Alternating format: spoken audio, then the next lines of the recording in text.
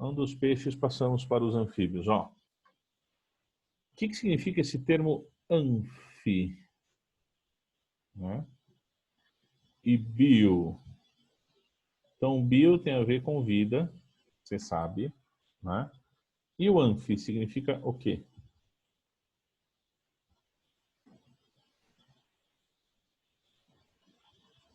Isso. Dois. Né? Anfi significa dois. Então, esses bichinhos têm duas vidas. Tá? Então, tem dois tipos de vida. O que você precisa para morar fora d'água? Aqui, ó. Patas. Esses caras são os primeiros tetrápodas, são os cordados que têm 4 patas, os primeiros deles, tá? Então aqui a gente chama de classe mesmo, classe dos anfíbios, e são divididos em 3 ordens, tá? Então tem o anuro, o urodela e o ápoda. Aqui é engraçado. Aqui é muito engraçado. Você percebeu o que é engraçado? Alguém percebeu?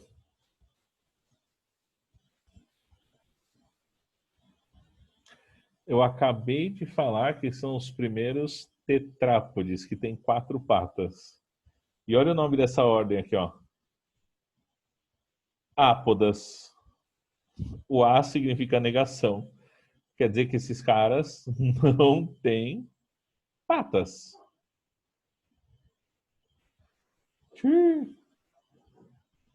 Né?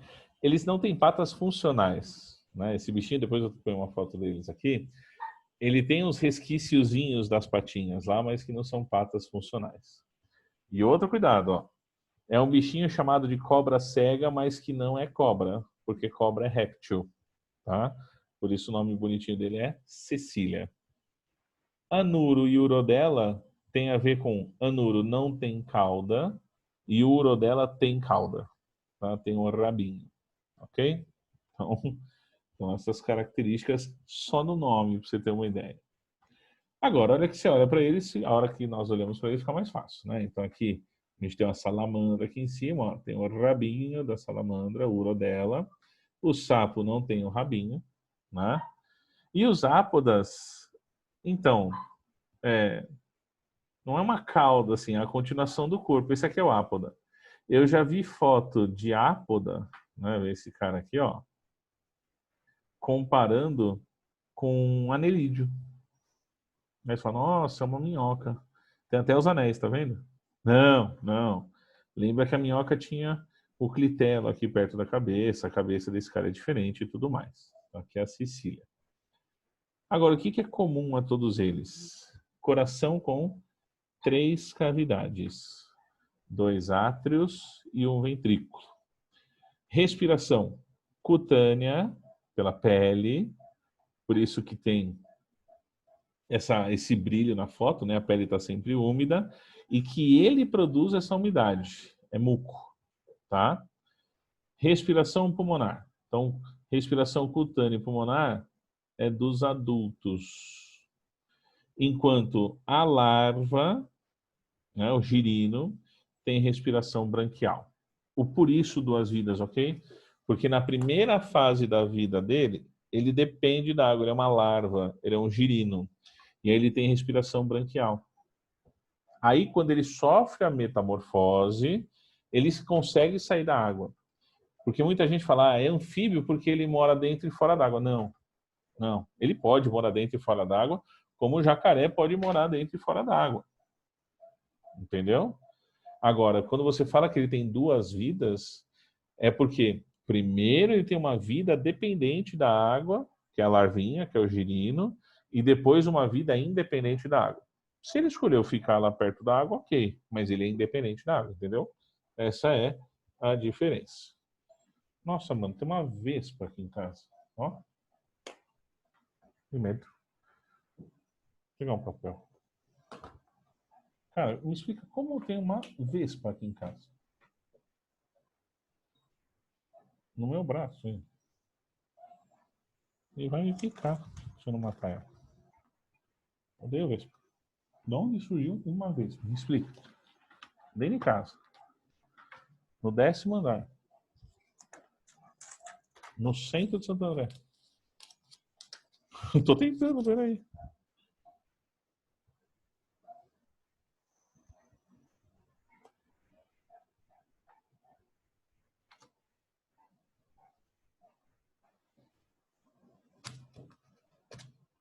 Ah, matei. Eu, hein? Que medo. Tô uma picada disso aqui. Eu vou pro hospital, tenho alergia. Então, ó. Caramba. Então, isso é ter duas vidas. Tá? Não é, ele pode entrar ou sair da água. O pinguim. O pinguim entra e sai da água. Mas é um animal o quê? Terrestre. Tá? Ó, aqui o bichinho por dentro. Lógico que não é de verdade verdadeira, né? Isso aí é um bichinho em resina. Para não ficar uma foto tão assustadora. E aí a gente consegue enxergar aqui o seguinte. Quer ver, ó? Um átrio, 2 átrios e um ventrículo. Coração com 3 cavidades, tá? Esse bichinho tem aqui, ó, os pulmões, estão murchos. Por quê? Porque é terrestre, tem respiração pulmonar. E aqui grandão assim é o fígado dele, tá? Aqui tem o estômago, pequenininho. Aí o intestino, né? Aqui tem a bexiga urinária, tá? E os rinzinhos. Esse aqui, eu não sei se isso aqui é o rim ou não. Aqui é um rim, né? Deve ter um do outro lado aqui. Sim, a gente abre sapo, sim, abre todos esses bichinhos para andar por dentro, para ver por dentro, né? Então, coração com 3 cavidades é uma característica exclusiva dos anfíbios. Coração com 2 cavidades, a característica dos peixes, se for acordado o que a gente vai falando. Tá? Como eu disse, né? A larva, a respiração aquática branquial, um tipo de vida aquático, sofre a metamorfose, se torna adulto, respiração pulmonar e cutânea. Tá? Aí começa a ficar mais legal. Quer ver? Vou fazer um exercício. Peixe, anfíbio, réptil, ave e mamífero. Não, aqui fazer com a mão. Vou escrever aqui, ó.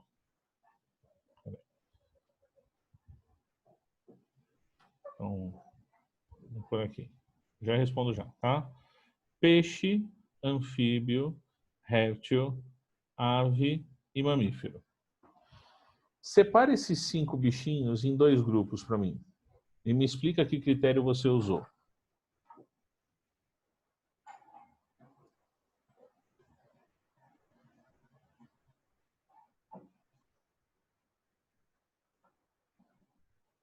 Se quiser abrir o microfone para falar, pode ir, moçada. Mais fácil, acho. Isso, eu gostei dessa divisão. Perfeito. O pessoal está falando, eu concordo. Quando a gente separa aqui, ó, eu posso usar esse critério. Peixes e anfíbios, separado de répteis, aves e mamíferos. Tá? Então, esses aqui dependem em algum momento da vida da água e esses aqui não. Tá? E isso que nos permite separar o bichinho em aquático e terrestre. Então, aquela tartaruguinha que o pessoal tem no aquário, é um bicho aquático ou terrestre?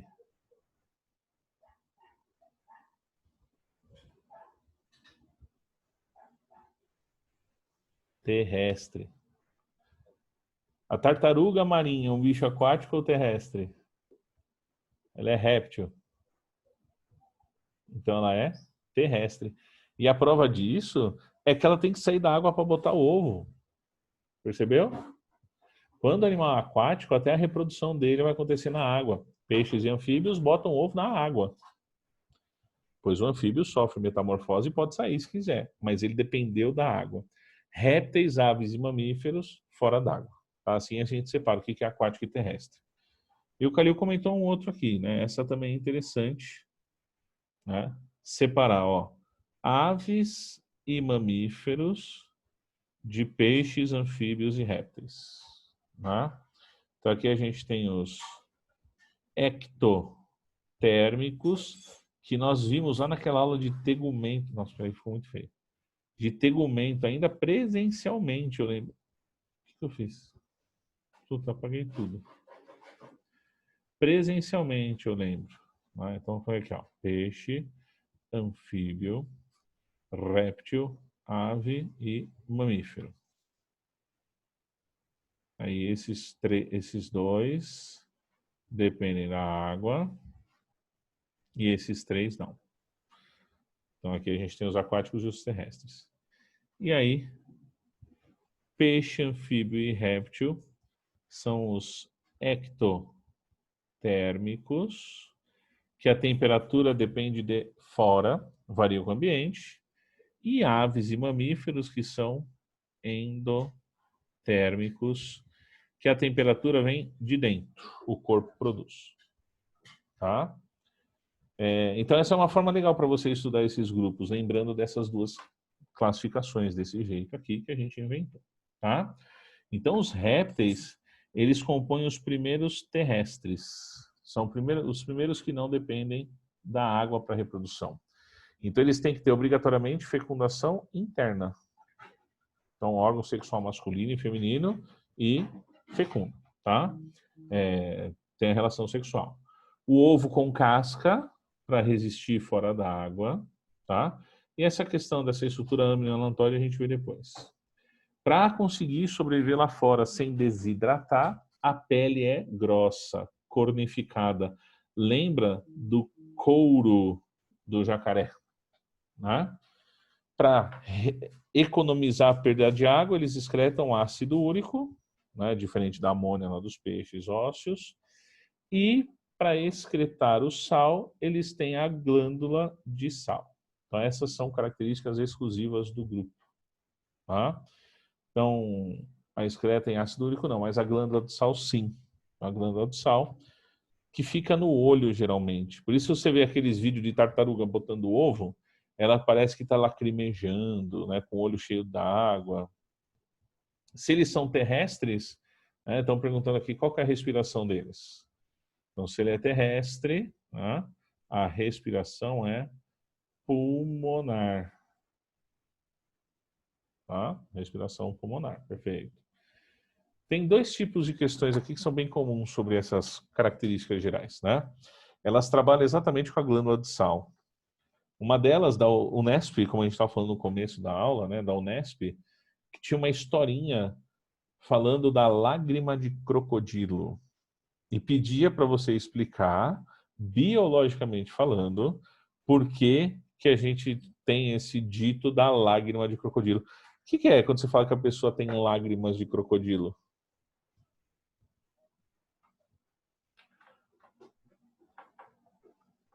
O choro falso, a lágrima de crocodilo, o choro forçado.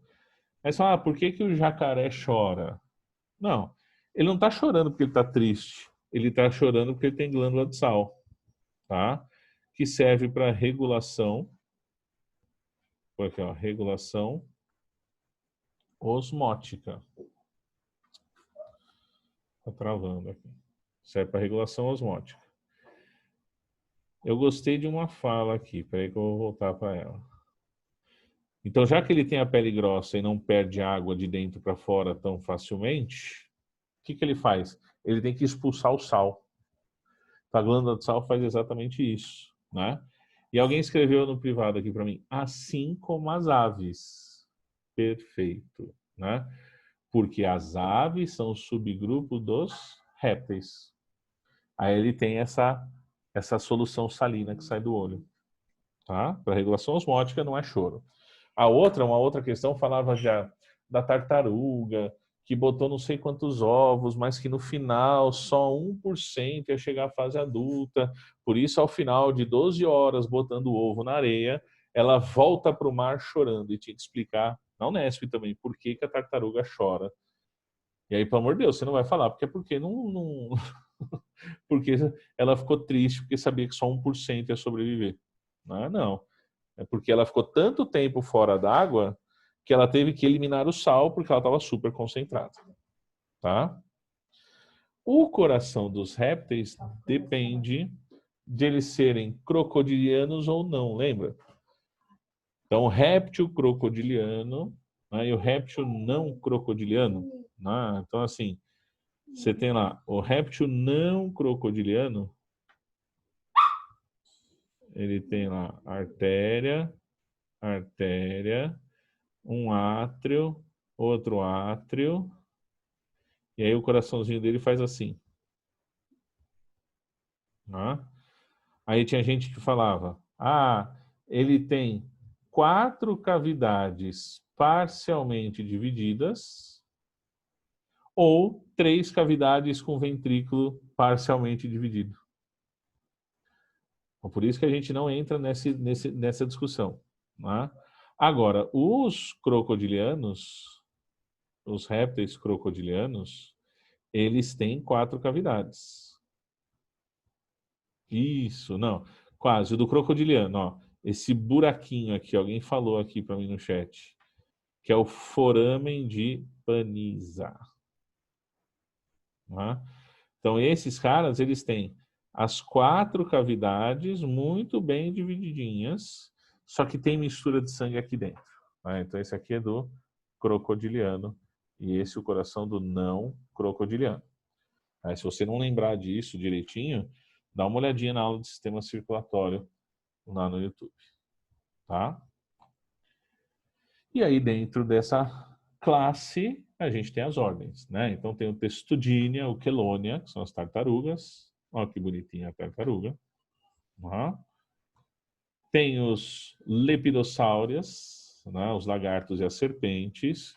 E, ó, se você ouvir falar de muda nos répteis, não é troca de esqueleto, hein? Eles são que nem a gente, hein? Do esqueleto calcário. Mas eles trocam a pele ao crescer. Olha a diferença. O corpo dele está crescendo e está rasgando a pele. Ele precisa fazer uma pele nova. Né? O artrópode não. Ele estava preso no esqueleto. Então ele trocava o esqueleto para poder crescer. Ok? E uma boa parte deles, você já deve ter visto isso, tem a autotomia. Então, a lagartixa, por exemplo. A lagartixa é um réptil. Se você ficar lá cutucando a lagartixa, ela solta o rabo e sai correndo. Né? E aí, por favor, hein? Ela soltou um rabo, vai crescer um rabo de novo dela. Mas do rabo que ela soltou não vai crescer outra lagartixa. Ela faz isso para despistar as presas. Né? Ou faz isso para despistar os predadores. Tá? Então só tomem cuidado com a muda. E eu falei esse negócio da autotomia, que cresce o rabo de novo, porque tem uma linha de pesquisa em cima disso para tentar entender como esses processos acontecem, para ver se a gente não consegue ter em seres humanos essa capacidade regenerativa. Tá? Então, as cobritas, né? Aí, só por curiosidade, dentro de reino, filo, classe, ordem, o que vem depois? Família, né? Então, as famílias são divididas de acordo com a dentição, né? Então, de novo, não sei mais se é família, tem muitas classificações intermediárias, mas são os critérios de separação, tá? Então, áglifa, quando não tem o dente inoculador aqui, não tem a presa. Proteróglifa, quando o dente está na frente. Opistóglifa, quando esse dente está no fim. E a solenóglifa, que tem o dente na frente com um canal inoculador de veneno. Tá? Aqui, só por curiosidade, faz muitos anos que isso não está em vestibular. Né? Mas como a gente divide o grupinho das cobras. Não é assim, venenosa e não é venenosa. Né? E aí os crocodilos e dinossauros, os arcossauros, né, que são bem bonitinhos, tá aí, também fazem parte desse grupo. E como subgrupo, as aves. E aqui eu vou tentar te provar, né, o porquê que as aves são subgrupo. Primeira coisa, fósseis de dinossauros que contêm penas. Então, isso mostrando essa transição, tá? Aqui não tem, ali, né, estão perguntando a diferença dos grupos aqui. A gente separa, né, as tartarugas, os lagartos e serpentes, dos crocodilos e dinossauros. Tá? Mas não tem nada que seja muito específico ou não para você ficar separando. Então, ó, seringe. Isso é muito importante. Seringe. Qual animal? Cada foto das serpentes. É a lagartixa de Madagascar. Parece um dragão, né? Tanto que o nome dela é dragão de alguma coisa. Dragão de Madagascar, alguma coisa assim. Bem bonitinho, né? Parece um dragãozinho. Então, ó. As aves têm um equipamento ósseo chamado de seringe que permite a ela passar o ar por esse equipamento e emitir um som, né? Um órgão canoro. E que alguns fósseis de dinossauros, daqueles tipo velociraptores, por exemplo, também têm um órgão parecido.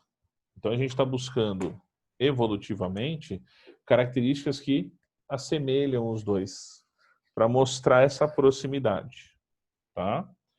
Você tem lá nos pterossauros, né, aqueles dinossauros que voavam, características como ossos pneumáticos, que é o osso oco, né?